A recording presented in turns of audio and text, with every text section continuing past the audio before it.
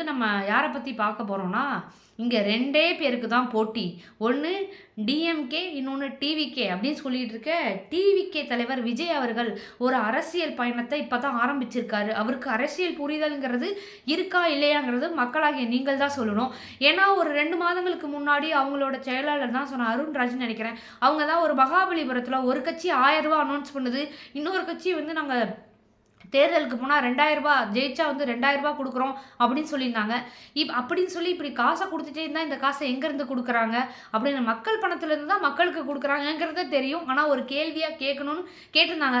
சரி, இவங்க புதுசாக ஏதாவது அறிக்கை விடுவாங்க, ஏன்னா இதெல்லாம் பேசிக் நீட்ஸு, மக்களுக்கான தேவைகள், இது அத்தியாவசிய தேவைகள், கண்டிப்பாக அதை கொடுத்துட்டாங்க. அதே மாதிரி இவர் பேசியிருந்தார் வந்து விஜய் அவர்கள். இப்போ வந்து ரீசெண்டாக ரூ. 2500 கொடுக்குறோம் 60 வயசு உள்ள வரவங்களுக்கும்.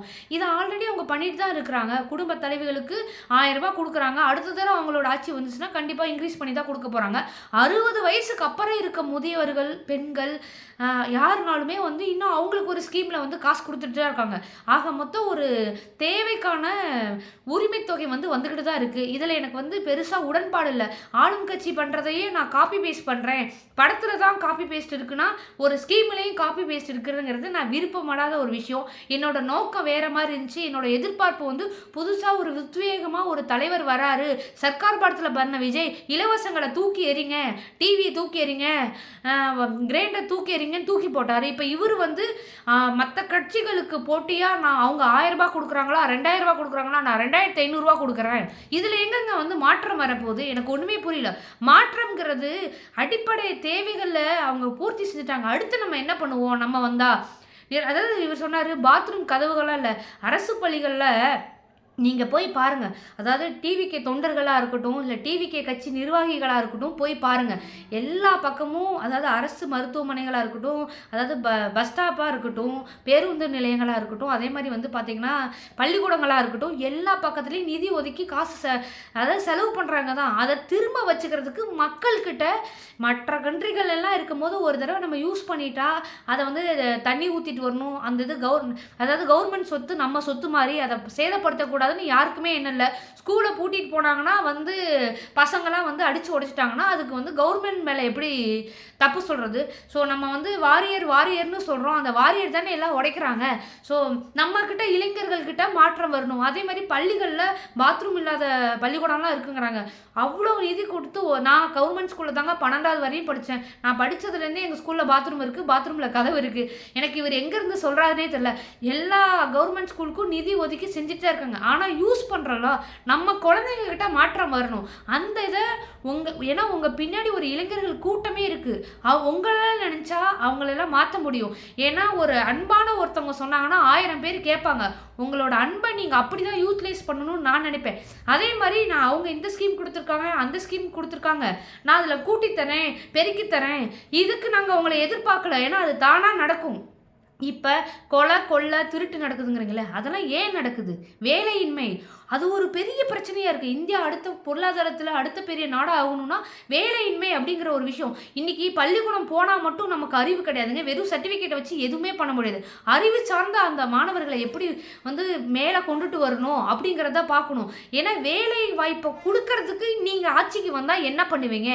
எங்கள் ஆட்சிக்கு வந்தால் இளைஞர்களுக்கு, அதாவது படித்து முடித்து வந்தோன்னே நாங்கள் வேலையை கட்டாயப்படுத்துகிறோம், இப்படி உங்களால் ஒரு விஷயத்தை கொடுக்க முடியுமா? அதை கொடுங்க. அதை தான் நாங்கள் எதிர்பார்க்குறோம் மக்களாகிய. அதாவது ஒரு வேலை, நிரந்தர வேலை இருந்துச்சுன்னா எல்லா பிரச்சனையும் காலிங்க. நீங்கள் வந்து நிரந்தர வேலை டெல்லியில் சொன்னார் அரவிந்த் அகர்வாலா என்னமோ அவர் பேர் எனக்கு தெரியல, கெஜ்ரிவால், அரவிந்த் கெஜ்ரிவால் சொன்னாங்க டெல்லியில், நான் வீட்டுக்கு ஒரு கவர்மெண்ட் வேலை கொடுக்குறேங்க அப்படின்னாங்க. அந்த மாதிரி உங்களால் என்னாவது பண்ண முடியுமா? பண்ணுங்க. வேலை வாய்ப்பு வந்துருச்சுன்னா இந்த திருட்டு, கொள்ளை, காசு இல்லாதனால தானே போகிறாங்க.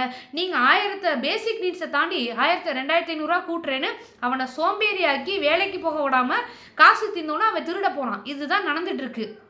ஸோ அதனால் நீங்கள் இந்த வேலை வாய்ப்புகளை கொடுங்க, வேலை வாய்ப்புகளை உருவாக்குங்க. அதே மாதிரி இந்த வேலையின்மையினால தான் அதாவது இந்த போதை பழக்கத்துக்கு சிறு வயதிலே பசங்க வந்து அடிமையாகிறாங்க. அதை நீங்கள் அதாவது வந்து மது பாட்டிலெலாம் வந்து ஒழிக்கிறேனுங்களா, 10 அதாவது பாட்டிலுக்கு 10 ரூபா அப்படின்லாம் பாட்டு பாடினீங்களே, அதுக்கு நீங்கள் என்ன வந்து பாட்டோடு விட்டுறக்கூடாது. நீங்கள் அடுத்து என்ன ஆக்ஷன் எடுக்க போகிறீங்க? உடனே அறிக்கை ரெடி ஆகிட்டுருக்கு, நாங்கள் அனௌன்ஸ் பண்ணுறோம். இன்னும் எவ்வளோ நாள்? எலெக்ஷனுக்கு இன்னும் முடிஞ்சு போனால் ஒரு 30-40 நாள் இருக்குது. நீங்கள் அறிக்கையை ரெடி பண்ணிக்கிட்டு அடுத்த எலெக்ஷனுக்கு ரெடி ஆகுறீங்களா? எனக்கு என்ன தெரியல. 2031 2026னா 5 வருஷம் கழிச்சு அந்த எலெக்ஷனுக்கு அறிக்கையை ரெடி பண்ணிட்டு இருக்கீங்களான்னு எனக்கு ஒன்றும் புரியல. ஏன்னா பாட்டிலுக்கு 10 ரூபான்னு பாடி போட்டு அந்த பாட்டிலை எப்படி ஸ்டாப் பண்ணுறதை பற்றி எதுவுமே பேசாமல் இருக்கீங்க. நீட்டை பற்றி பேசுறீங்க. அதாவது ஒரு குவாலிட்டியான ஒரு ஸ்டூடெண்ட்டை உருவாக்கணும்னா வெறும் நான் தான் சொன்னேன், புத்தகத்தில் படிக்கிறத வச்சு இந்த உலகத்தில் போய் நம்மளால் சஸ்டெயின் ஆகவே முடியாது. நம்ம ஊரில் வேணால் காசை கொடுத்துட்டு ஒரு சின்ன வேலைக்கு 15,000 20,000 ஒரு இனிமேல் அறிவு சார்ந்த படிப்புகள் எல்லாம் ஏஐ உழுக்க வந்துருச்சு. அதனால ஒரு நீட்டு மாதிரி, அதாவது யோசிச்சு அவன் பதில் எழுதணும். வெறும் காப்பி மக்கப் பேஸ்ட் பண்ணி, அதாவது மக்கப் பண்ணிவிட்டு அங்கே போய் எழுதுகிற மாதிரியான இனிமேல் புத்தகமோ இல்லை இந்த மாதிரி எஜுகேஷன் ப்ராக்டிஸோ எதுவுமே ஒத்துக்கு வராது.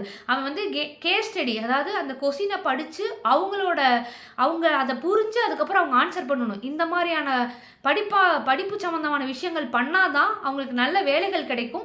ஏன்னா ஆர்டிஃபிஷியல் இன்டெலிஜென்ட்ங்கிறது ரொம்ப ஒரு உலகத்தையே தாக்கிட்டு இருக்கு. அதுக்கு தகுந்த மாதிரி மாணவர்களை வந்து தயார்படுத்தணும். இப்போ நீட்டை வந்து ஒழிக்க முடியாது, ஒன்றிய அரசோட கையில் தான் இருக்குன்னா அதுக்கு நீங்கள் மாணவர்களுக்கு என்ன மாதிரி கொடுப்பீங்க? 7.5ங்கிறது, அதாவது ஒன்றுமே பண்ண முடியாதுக்கு 7.5ங்கிறது நிறைய கவர்மெண்ட் ஸ்கூலில் நிறைய பேர் அந்த 7.5க்குள்ளே போகிறாங்க. அவங்களுக்கு தான் ஃபஸ்ட்டு ப்ரிஃபரன்ஸு. இதை தாண்டி உங்களால் அதில் என்ன பண்ண முடியும்னு பாருங்கள். அதான் ஸ்டூடெண்ட்ஸ்க்காக பண்ணுங்கள். நிறைய இளைஞர்களுக்கு விவசாயம் சார்ந்த, ஏன்னா நம்ம இந்தியா வந்து விவசாயம் சார்ந்த ஒரு பூமி. இதில் வந்து எப்படி விவசாயிங்களுக்கு நம்ம நேரடியாக கொள்முதல் கொடுக்கலாமா, அவங்களுக்கு அந்த அதாவது வருங்கால இளைஞர்களுக்கு விவசாயத்தை எப்படி சொல்லிக் கொடுக்கலாம், இந்த மாதிரி நாங்கள் இந்த மாதிரி ஸ்கீம்ஸ் கொண்டு வரோம். நீங்கள் தெளிவாக ஒன்றை கொடுங்க. நீங்கள் வந்து பயங்கர ஒரு ஃபாஸ்ட்டாக வந்த மாதிரி இருந்துச்சு, இதில் எந்த தெளிவுமே இல்லை. கேட்டால் அறிக்கை ரெடி ஆகிட்டுருக்கு இப்படியே சொல்லிகிட்டு இருக்கீங்க. எனக்கு வந்து நான் வந்து ஒரு ஹோப் இருந்துச்சு, ஒரு மாற்றம் வரும்னு. காப்பி பேஸ்ட்டாக தான் இருக்குது. ஈவன் மகளிருக்கு வந்து நாங்கள் இன்னொரு விஷயம் நீங்கள் பேசியிருந்தீங்க. என்னன்னா பார்த்தீங்கன்னா, மகளிருக்கு வந்து மகளிர் தினம் தினம் வந்து கொண்டாடிட்டு இருக்கும் போது என்ன ஆச்சுன்னா, அதனால் நீங்கள் ஏதோ நினச்சி ஹர்ட் பண்ணிகிட்ருக்கீங்க, அதெல்லாம் அவ்வளோ ஒர்த்து இல்லை. அதாவது என் பர்சனல் நான் பார்த்துக்கிறேன் அப்படின்னு சொல்கிறத தாண்டி அவ்வளோ ஒர்த்து இல்லை அப்படின்னா ஒரு மனைவியவே இவ்வளோ தான் மதிக்க முடியுமா? அவங்களுக்கு என்ன வேணாலும் உங்களுக்குள்ளே வந்து தனிப்பட்ட விஷயங்கள் இருக்கலாம். பட் அது ஒரு பொது வெளியில் நீங்கள் அப்ரோச் பண்ணுற விதம், உங்களை ஃபாலோ பண்ணுறவங்களும் இதை நம்ம தலைவரே பண்ணுறாரு, தலைவன் எவ்வளியும் தொண்டனும் அவ்வளின்னு ஒரு பழமொழி இருக்குது. ஸோ நம்ம தலைவரே பண்ணுறாங்கன்னு சொல்லி இவரும் இவங்களை ஃபாலோ பண்ணுற தொண்டர்களும் பண்ண ஆரம்பித்தா நாடு தாங்குமா அப்படிங்கிறது தான் என்னோட கேள்வி. இதை வந்து அதே மாதிரி கரூர் சம்பவம் பார்த்து அவங்க சதி பண்ணிட்டாங்க, இவங்க சதி பண்ணிட்டாங்க, தீய சக்தி அப்படி இப்படின்னு சொல்கிறீங்களே. நான் ஒரே ஒரு கேள்வி கேட்குறேன். நீங்கள் யார் வேணாலும் என் மேலே என்ன வேணாலும் கமெண்ட்டு கேவலமாக கூட திட்டுங்க. கரூருக்கு நான் வரேன் அப்படின்னு சொன்னேன். அதனால் நான் வர்றதுக்கு நான் வந்து பஞ்சுவலாலாம் வரமாட்டேன் எங்கேயும். நான் வரேன்னு சொன்னால் ஒரு 4 மணி நேரம் கழிச்சு லேட்டாக வருவேன். இந்த மாதிரி எதாவது சொன்னேன். லேட்டாக வந்தேன், அதனால் வந்து அங்கே ஒரு அசம்பாவிதம் நடந்து போச்சு. நான் வரேன்னு சொன்னனால தான் அங்கே அவ்வளோ பேர் அத்தனை உயிர்கள் போச்சு.